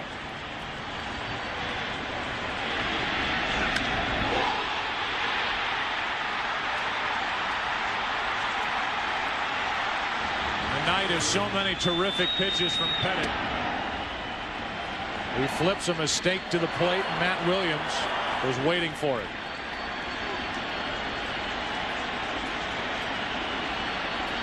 Damian Miller now with 2 out, nobody on. The 0-1.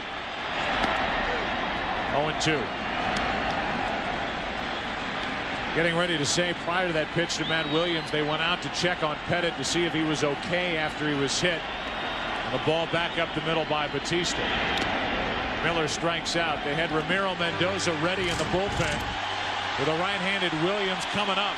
They stayed with Pettit. And Matt Williams took him out of the park. With that, Randy Johnson and the Arizona Diamondbacks have a 4-0 lead as we go to the 8th. When it fell apart on the home run by Matt Williams, and Batista at the bottom of that list has been a big contributor here tonight for Arizona. So big that he's finished for the night, and Steve Finley takes over in center field. Adding to the defense behind Randy Johnson as Spencer takes a strike.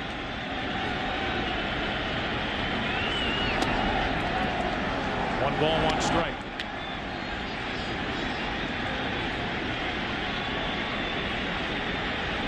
Soriano and Brocious will follow. On the inside corner, strike 2.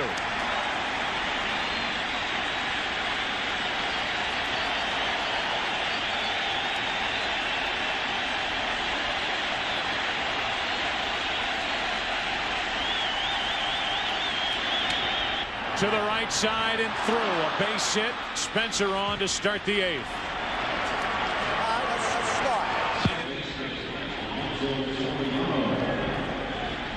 A clunker by Shane Spencer. Jam with the slider, and he fights it off between first and second. Only the 3rd Yankee base runner of the night.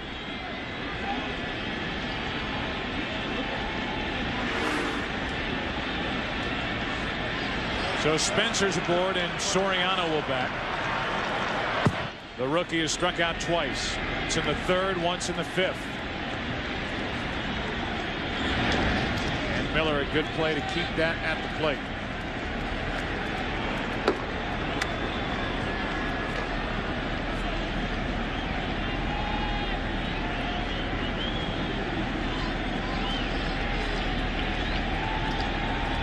Got to look at Young-Hun Kim getting loose for Arizona out in their bullpen.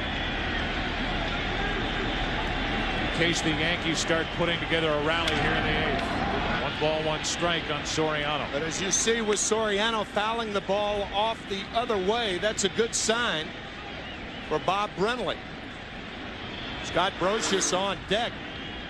Soriano still can't catch up to the fastball. Only 92 pitches thrown by Randy Johnson, which is nothing for him. Base hit Soriano, and the Yankees have put their first 2 on here in the 8th.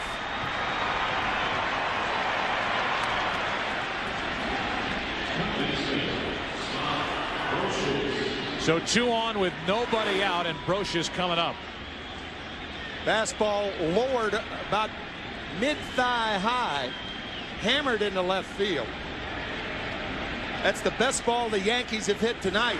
So Bob Brenly seeing Soriano not catch up to the high fastball and catching up to that thigh-high heater inside as Kim continues to warm. And remember, as Kim is getting loose for Arizona in their bullpen, the Yankees have Paul O'Neill, Tino Martinez, and David Justice available on their bench.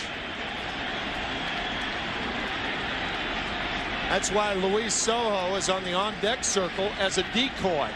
Joe Torre would love, if Scott Brosius gets on, Joe Torre would love to see Kim come in the game. I don't think Brenly's going to bite. Brosius checked it, ball one.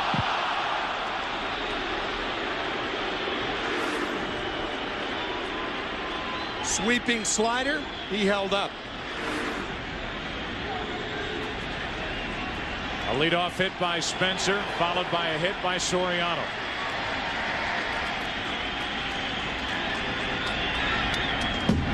One ball, one strike on Brosius. So the Yankees had one hit through 7 innings that put back-to-back hits together here in the 8th.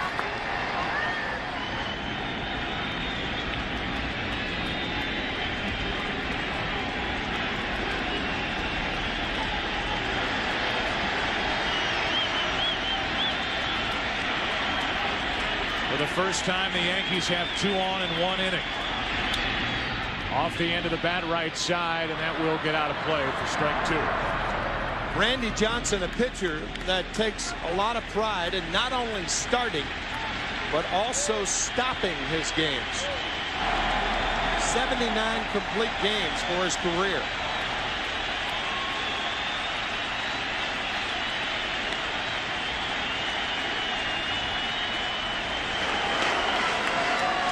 Brosius 1 out of 5 in this World Series.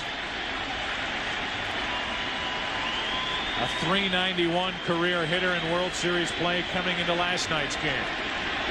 Set up here at a ball and 2 strikes.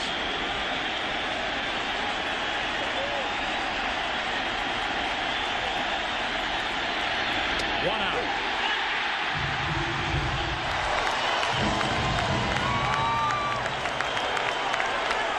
Lisa Johnson applauding her husband as Scott Brosius lost his temper after being rung up on this pitch on his way back to the dugout. Right on the corner. And once again, Johnson not only throwing hard, but his location has been near perfect. Randy Johnson gets a visit from Bob Welch, his pitching coach. Here is Randy talking about his desire every time he takes the ball to go all 9. One common bond that myself and Kurt both have is we take a great deal of pride when we get the ball on that 5th day. We've mentally and physically prepared ourselves to go 9 innings. And in order to do that, a lot of preparation has to go into that. But we feel like we haven't quite done our job if we haven't gone 9 innings. I mean, you got position players that in 162 games are playing 140, 150 games. Why can't a pitcher go out there and pitch 9 innings? Well, it doesn't work that way, but I take a great deal of pride in doing that, in finishing when I start. He's in the 8th inning here tonight, pitching with 2 on, 1 out, and pitching with a 4-run lead in the 8th. And Brosius is still yelling out at Mark Hirschbeck, the home plate umpire. Here's Luis Sojo with only his 2nd at bat this season. He's been a good luck charm for Joe Torre over these postseason years, including the game-winning hit in Game 5 of last year's World Series at Shea Stadium. Batting against Randy Johnson and now behind on the count 0-1. 3 game-winning hits this year, even though that is not an official statistic anymore. Sojo does not usually get around on a hard slider or fastball like he did pulling that ball toward the Diamondback dugout.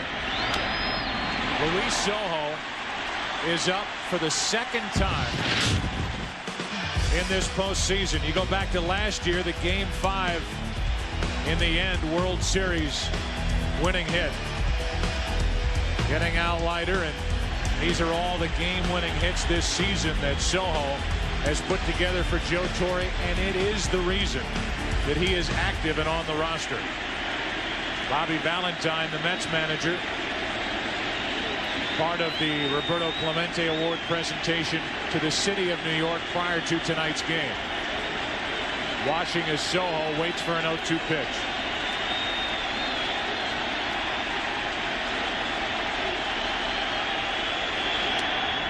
For Luis, only his 13th at bat since the 17th of August. He had 11 at bats down the stretch from the 17th of August on. Hit 165. He's a career 167 hitter against Randy Johnson. To the left side, Williams. Counsell, inning over.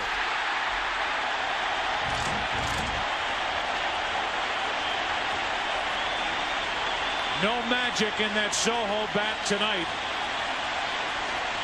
The 5-4-3 double play to end the top of the 8th. The reaction from Johnson. The reaction from Schilling. Bottom of the 8th, game 2, 4-0 Arizona. Randy Johnson first up here in the bottom of the 8th inning. We just heard from Randy Johnson about his desire to finish every game he starts. For reassurance, his manager Bob Brenly, after the top of this 8th, had this question for him. You want to finish this one? Yeah. Atta baby. Go up there and get us a knock. Come on. He's first up. As if he didn't know the answer. Mike Stanton takes over for the Yankees here in the bottom of the 8th. Stanton worked in last night's game. Pitched one perfect inning. So far this postseason, not a lot of work. A record of 1-0.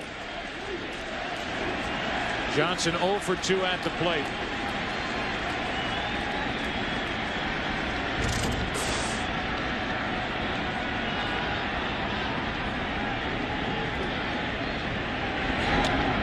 Ball 1 from Stanton. Mike Stanton has very short fingers, and he's only been throwing the splitter for about 3 years. So in an effort to stretch out his fingers, he will start with the ball in his bare hand with the splitter grip. He does that to stretch the index finger and the middle finger out, but changes it when he goes in the mitt.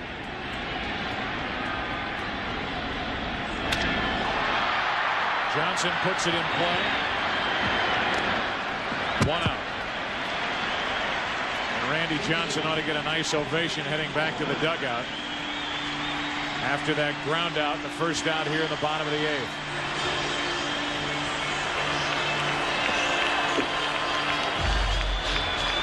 So far for Johnson, a 3-hit shutout.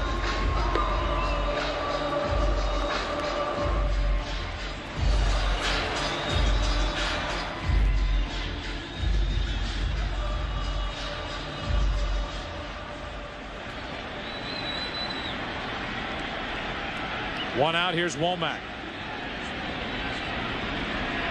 Randy Johnson threw a 3-hit shutout in game 1 of the NLCS here against Atlanta. And he has 8 in his career. That's during the regular season. So add one more in this postseason, a 3-hit shutout against Atlanta. He will take that with him back to the mound in the 9th inning. 1 ball, 1 strike to Womack.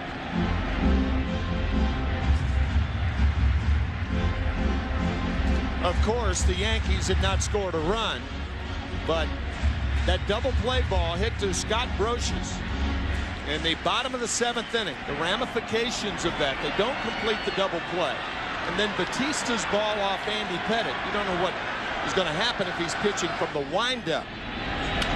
But with Derek Jeter not protecting at second base, not cheating towards second to make the double play, perhaps Jeter could have fielded that ball.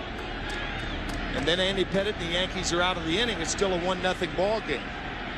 But that was, you mentioned it, Joe, the last half inning. That was a key play in this ball game. Scott Brocious unable to turn the double play. 1 ball, 2 strikes on Womack. 1 out, nobody on, and now 2-2. It cost the Yankees at least 1 run with Sanders reaching, and who knows what the inning would have brought with 2 out, nobody on. Counsell waits to hit next. You get the double play, you're not pitching under duress. Here's a 2-2 to Womack. To the right side. 3 hops to Soriano. 2 out. Here's what we were talking about. Nobody out. Hard hit ball to Brocious. Momentary bobble. High throw by Soriano. And now the base hit off Andy Pettit's right leg. Set it up for the home run by Matt Williams. A 3-run shot to make it 4-0. Bob Brenly has stayed with Matt Williams in this postseason. Talked about how the fans here were booing Williams during the division series. Bob Brenly staying with him over at 30. He doesn't have the range that he once had, but he still has the hands. Not only does he have the home run in this game, but he has been busy and he has played flawless defense behind the pitching of Randy Johnson.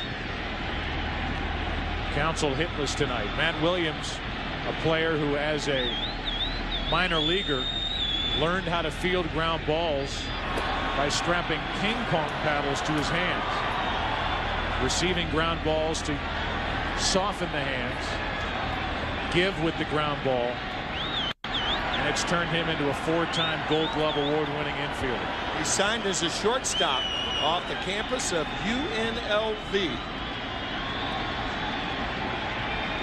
2 out, nobody on, no balls, 1 strike. Counsell takes ball 1 from Stanton in the 9th inning. It'll be the top of the order for Randy Johnson, Knobloch, Velarde, and Jeter. If anybody gets on, Bernie Williams.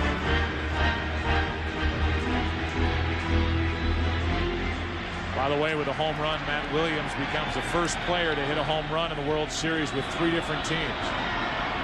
89 with the Giants, 97 with Cleveland, and the 3-run shot here in the 7th inning tonight for Arizona. A 1-1 to Counsell. 2 balls and a strike from Stanton. Your comments about Matt Williams brings a curious thought of what ping pong players do to get ready for ping pong games. Old baseball glove. Yeah, right.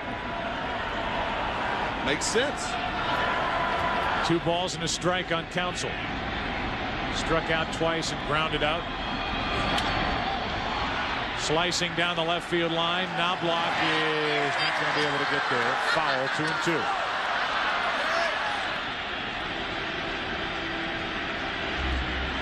First time we've called Knobloch's name all night.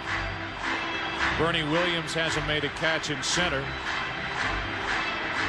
And Spencer has not made a catch in right.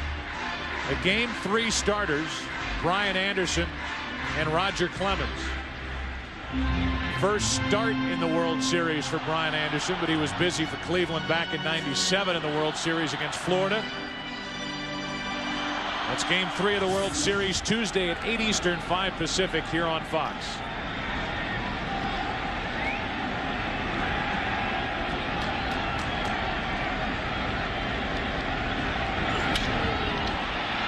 Catchable for Knobloch, and the Diamondbacks go in order in the 8th. Bob Brenly asked Randy Johnson if he wanted to finish this one. He'll get his chance. 9th inning, 4-0 Arizona. Randy Johnson will try to throw the complete game. Right now, a 3-hit shutout. He'll face the top of the lineup for the Yankees. Last complete game shutout, the '93 World Series. Game 5, Curt Schilling doing it for Philadelphia against Toronto. His rotation partner, Randy Johnson, trying to throw one here tonight.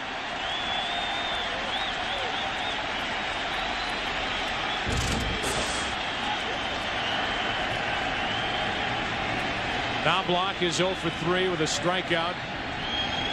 He's flied to left. He's popped up on the infield, and he takes a strike. The last complete game 3-hit shutout in World Series play, Orel Hershiser, Game 2 of the 1988 World Series, a 6-0 win over Oakland. The 0-1 into right field, Reggie Sanders. 1 out. Only the 103rd pitch of the evening.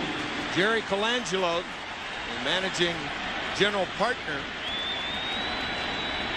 of the Diamondbacks, Happy for 2 deals that he made. One a trade for Curt Schilling last year, and the signing of Randy Johnson as a free agent 3 years ago.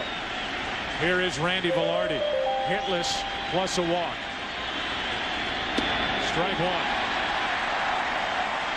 If the Diamondbacks win this game, and again coming up after the game, late local news except on the West Coast, the questions then will be, how will Arizona fare when they go to New York, when they play in the Bronx, when they play at Yankee Stadium? And how will the Yankees respond if they're down 2-0? We saw how they did that against Oakland in the division series in a best-of-5 series. They won 3 in a row. Then they took care of the Seattle Mariners, a team that won 116 games during the regular season. Now they're on the verge of being down 2-0 to the Diamondbacks. Still 0-2 on Velarde. We also saw them do it in the World Series, their first of 4 in 5 years, against the Atlanta Braves in 1996, losing the first 2 games at Yankee Stadium and then coming back and beating the Braves 4 in a row, 3 down there and the clincher at Yankee Stadium. Randy Johnson has allowed 3 singles, 1 walk. He struck out 10.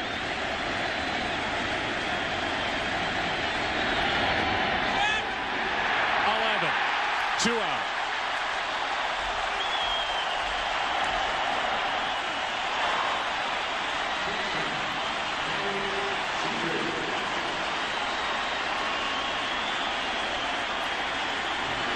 Bob Brenly asked Randy Johnson if he wanted to finish.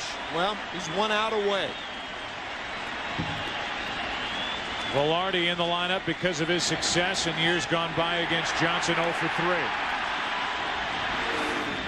Curt Schilling and Randy Johnson, when they're not pitching, always sitting side by side in the Diamondbacks dugout. Schilling won last night with 7 strong innings. Randy Johnson 1 out away from a 3-hit shutout in Game 2. Derek Jeter.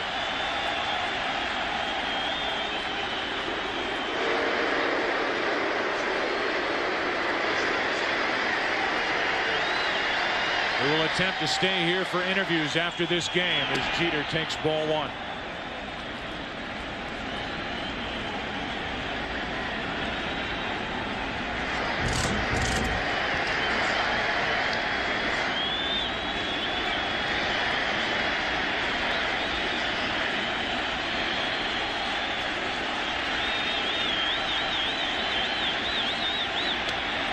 Two 2-0. The Yankees, winners of 38 American League pennants, winners of 26 World Championships, 3 in a row, 4 of the last 5, taking on the Diamondbacks, a franchise in their 4th year of existence, but anchored by a tandem of Schilling and Johnson that some compare to Drysdale and Koufax.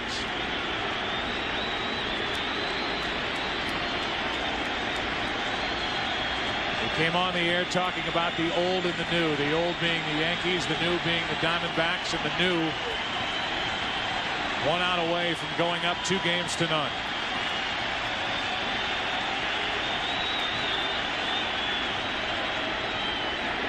The ball gets loose on the playing field, so Johnson steps off. Randy Johnson, you have to believe, is asking himself, how many more chances will I have? His first World Series at age 38. His 111th pitch of the night is his last. Diamondbacks win it 4-0. They're up 2-0.